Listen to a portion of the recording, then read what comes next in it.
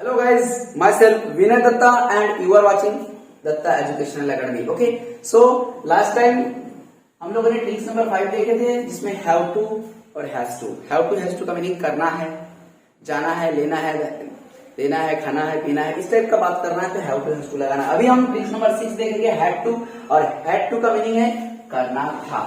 अगर आप क्वेश्चन पूछना चाहते हो उस तरीके से, क्या आपको जाना था, क्या इनको जाना था, क्या इनको खाना था, क्या इन लोगों को नागपुर आना था, इस टाइप का जो भी बातें करना है तो हमें हैड टू यूज करना है। क्या यूज करना है? Had to.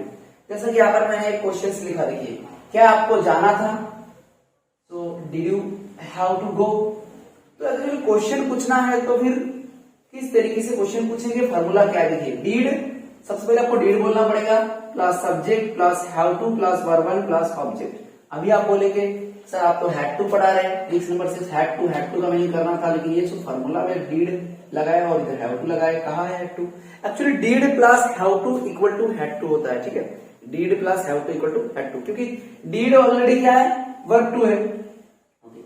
सो देखो, क्वेश्चन पूछना है तो ऐसे आपको यूज करना है। First of all you have to use the did, then after subject, then after have to, after that verb, after that object.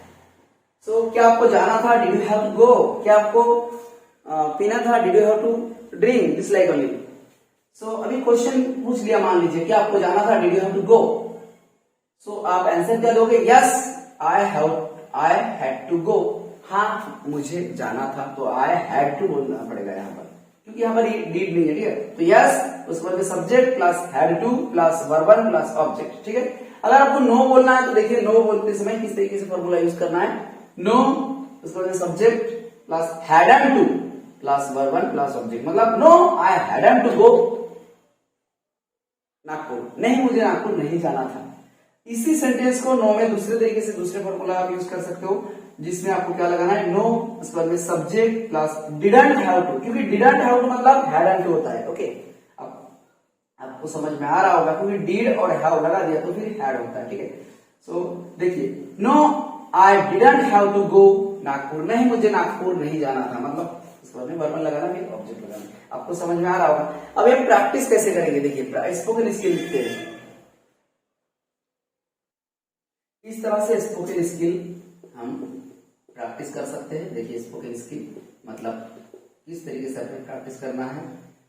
सो आपको क्वेश्चन पूछना है तो पहले आपको डीड बोलना पड़ेगा। देखिए, did I have to go, क्या मुझे जाना था, ऐसा होता है इसका meaning. Did you have to go, क्या आपको जाना था।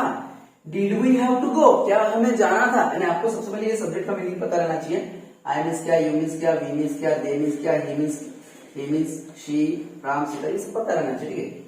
वी आपको पता ही होगा, आई मीन्स मैं, यू मीन्स आप, वी मीन्स हम, यानी हम सभी, दे मीन्स वे लोग, मैं नहीं, तुम नहीं, ये वे लोग, ही मीन्स वह लड़का, ओके, शी मीन्स वह लड़की, और राम मीन्स किसी भी एक singular noun, okay, male person, and Sita means any female, singular female person, okay. तो देखिए, so did I have to go, क्या मुझे जाना था। Did you have to go, क्या आपको जाना था। Did we have to go, क्या हमें जाना था। Did they have to go, क्या वे लोगों को जाना था। Did he have to go, क्या उसे जाना था, मतलब उस लड़के को जाना था। कहा, ऑब्जेक्ट मैंने नहीं लिखा है यहाँ पर, हो सकता है कि आपको नागपुर जाना था, चंद्रपुर जाना था, कहीं प्लेस का नाम आप दे सकते हो, कोई इशू नहीं है। तो देखिए, उसी तरीके से did she have to go, क्या उस लड़की को जाना था। Did Sita have to go, क्या सीता को नागपुर जानी थी। इस तरह से आप क्वेश्चन पूछ सकते हो। मान लीजिए अभी यहाँ पर जितने जो भी सब्जेक्ट्स है, जो भी वर्ब है, ये पूरे वर्ब मतलब वर्ब आपको यूज करना है। डिफरेंट वर्ब का यूज करते हैं आप अलग अलग प्रकार से प्रैक्टिस कर सकते हो, ठीक है। जैसे एक बार आई लेना है, फिर बाकी सभी सब्जेक्ट, फिर से दूसरा सब्जेक्ट लेना है, फिर सभी वर्ब, फिर तीसरा सब्जेक्ट लेना है, फिर सभी वर्ब, इस तरीके से आपको प्रैक्टिस करते जाना है। देखिए, ये हो गया क्वेश्चन। अभी आंसर देते समय कैसे देंगे, आंसर देते समय आपको हाँ मुझे जाना था, नहीं तो मुझे नहीं जाना था, ऐसे ही बोलना है। तो यस आई हैड टू बोलना पड़ेगा यहाँ पर। Yes I had to go, yes I had to go, yes I had to go, yes I had to drink, yes I had to eat, yes I had to write, yes I had to learn, yes I had to dance. इस तरीके से हाँ मुझे पीना था, खाना था, लिखना था, पढ़ना था, सीखना था, डांस करना था, देखना था। इस तरीके से जो भी हम बातें करना चाहेंगे तो इस तरीके से प्रैक्टिस कर सकते हो।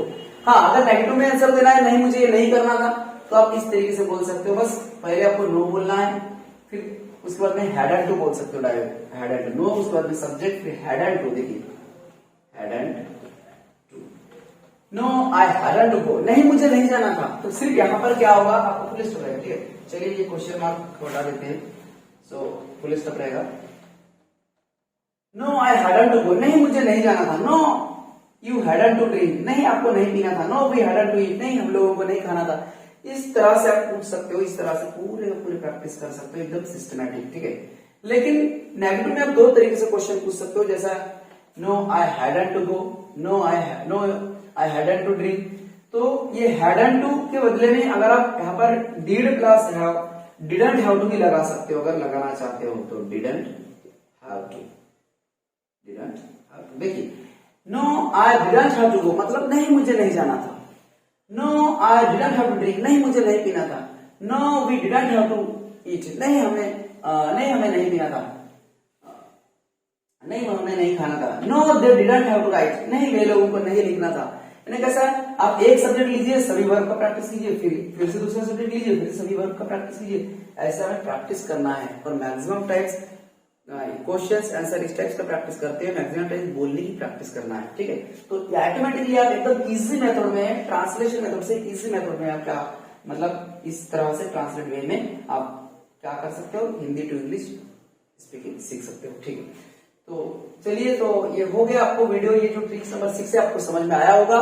ओके, सो आपको समझ में आया तो अच्छी बात, आप चैनल को सब्सक्राइब कीजिए और बेल आइकन को भी दबाइए। मिलते हैं नेक्स्ट वीडियो में। थैंक यू, जय हिंद, जय भारत।